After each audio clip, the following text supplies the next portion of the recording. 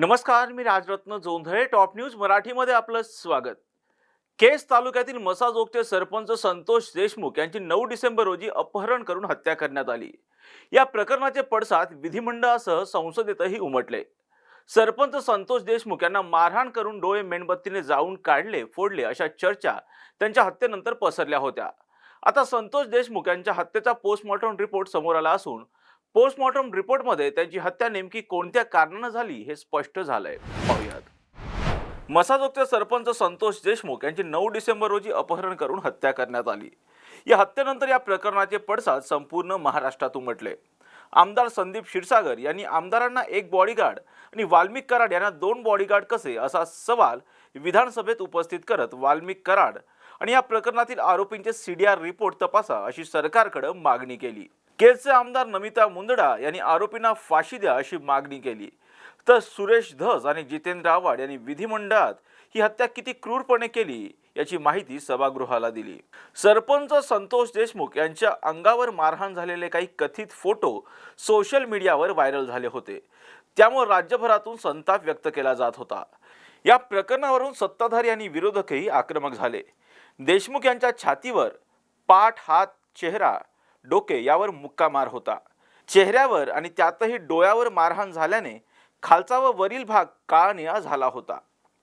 सरपंच संतोष देशमुख यांना मारहाण करून डोळे मेणबत्तीने जाळून काढले, फोडले अशा चर्चा त्यांच्या हत्येनंतर पसरल्या होत्या. आता या हत्येचा पोस्टमॉर्टम रिपोर्ट समोर आलाय. 9 डिसेंबरला हत्या झाल्यानंतर समर्थकांसह नातेवाईकांनी आंदोलन केलं होतं. त्यानंतर 10 डिसेंबर रोजी रात्री 9 वाजता शवविच्छेदन करण्याला सुरुवात झाली. साधारण तासभर ही प्रक्रिया चालली. डॉक्टर समाधान घुगे, डॉक्टर सुलतान हुसेन आणि डॉक्टर सचिन राऊत या 3 डॉक्टरांच्या समितीनं शवविच्छेदन व अहवाल देण्याची प्रक्रिया पार पाडली. आता याचा विसेरा राखीव ठेवला असून त्याचा अहवाल येण्यास साधारणतः 2 महिन्यांचा अवधी लागणार आहे. परंतु या हत्येचं कारण समोर आलंय.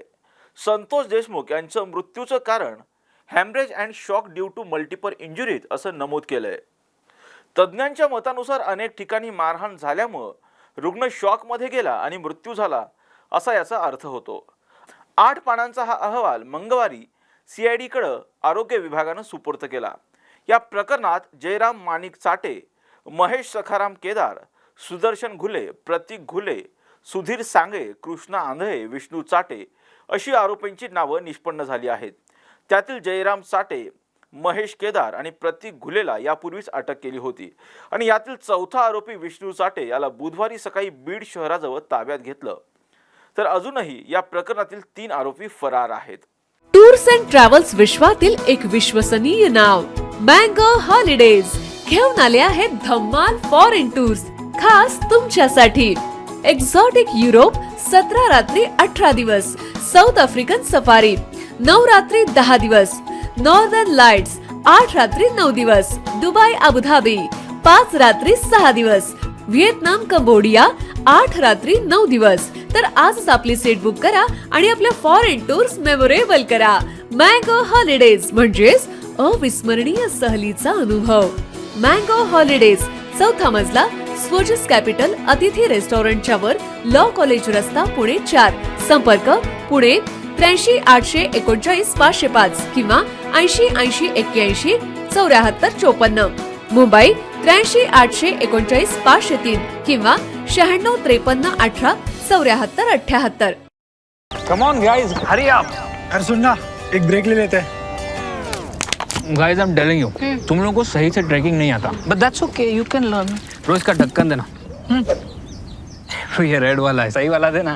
अबे ढक्कन, पहले तो सही पानी पीना.